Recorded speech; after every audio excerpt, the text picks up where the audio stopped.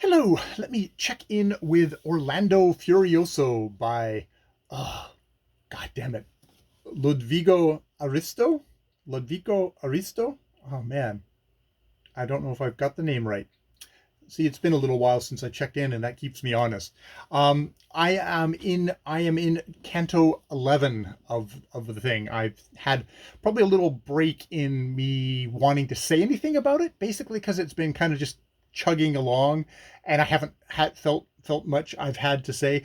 And I guess the update is that I am still reading it out loud, but I'm no longer posting that publicly online because that's probably not a good idea. This is copyrighted translation, and I should respect that. So I'm still reading out loud, but it's all for myself, and I'll take down private the earlier readings of it, and just be quiet about that. So there will be these. I'll try and do more of these, just commenting on the video, on the text after I've read it, because that helps it actually stick in my mind. There's a lot of ways we've had plot, and it's like, oh, how much of this can I remember? It's like it's exciting and fun, but it's you know there's maybe not as I'm maybe not getting as much uh, going here. I'm gonna go back a little ways and look at my notes.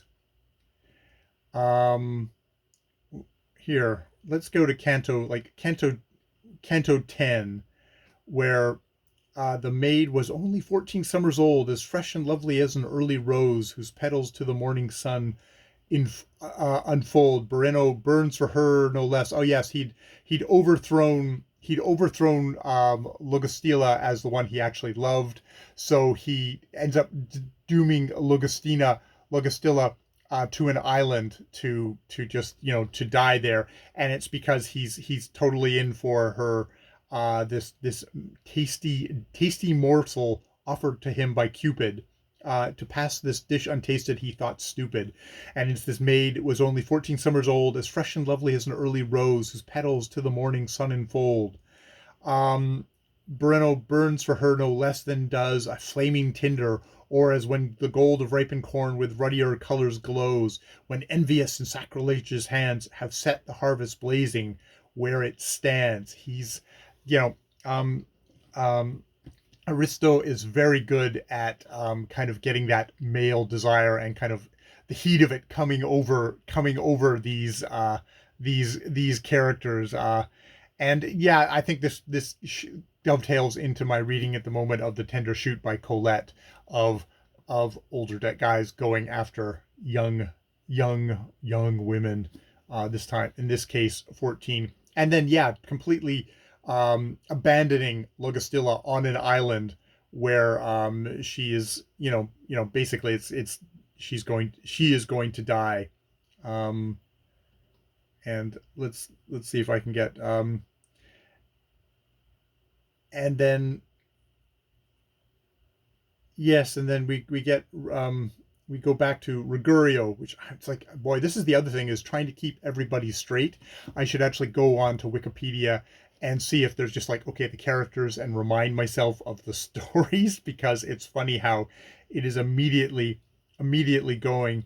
Um, because we get back to Angelica, who has been captured by these people who are feeding maidens to a monster. She was on a ship trying to get her way home to the east, not to Orlando. She's not interested in Orlando, and what they've done is they've stripped her naked, and Aristo really enjoys saying 95, and I think we're still on number 10. The harsh, inhospitable islanders exposed the lovely maiden on the strand. So absolute a nakedness was her, she might have issued from nature's hand.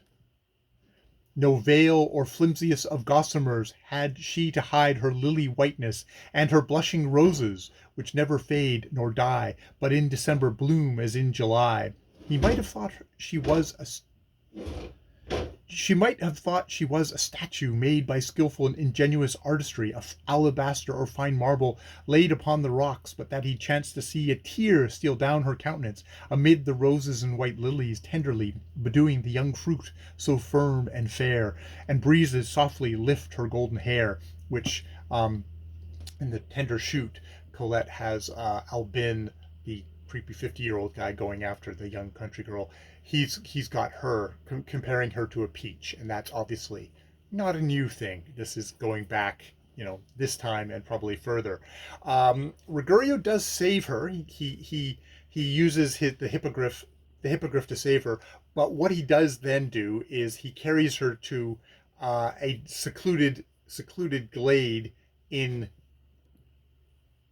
He carries her to a secluded glade in Canto 11, where at the very beginning here. So now what reason will the knight deter from pleasant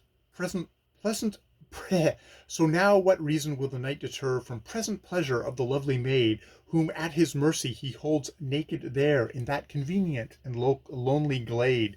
No memories of Bradamante, the woman that he's actually supposed to be searching for and he loves beyond everything. No memories of Bradamante stir his heart and conscience. Even if they did, for many times sweet thoughts of her arise, he would be mad to forego such a prize. So yes, he's rescued this maiden who is completely naked, so he'd be crazy not to sexually assault her and take her right then and there. Luckily, during the fight, he gave her the ring, and it's a ring that she apparently is familiar with. And I think we get a call back. This Orlando Furioso is a sequel to Orlando Immormato, I think is what it's called. And so it kind of recalls like, all the stuff that she did with this sword. And indeed, he says, like, but to what end these wonders chronicle to you who know them far better than I? So it's like, oh, you know it because everyone knows Orlando Immormato. So this is not like a token ring where you put it on and you turn invisible. You put it in your mouth and you turn invisible, which is what she does, and escapes from rapist Ruggiero, and is able to escapes to a cave where she's able to put on some homespun clothes, but of course her beauty and her nobleness of course shine through that. We go back to Ruggiero, who finds a knight fighting a giant. The giant seems, it's funny, a lot of times like, oh, okay, the knight wins. Like, no, the giant wins, slams the knight down, and pulls off the helmet of the knight to do the coup de grace. And who would it be but the beloved Barante, and which is like, and then Ruggiero is immediately back into valiant heroic knight who wants to, yes, his beloved countenance made visible. For Bradamante's face his eyes now meet, and she it is the giant means to kill. Losing no time, Ruggiero rushes fleet of foot, sword drawn.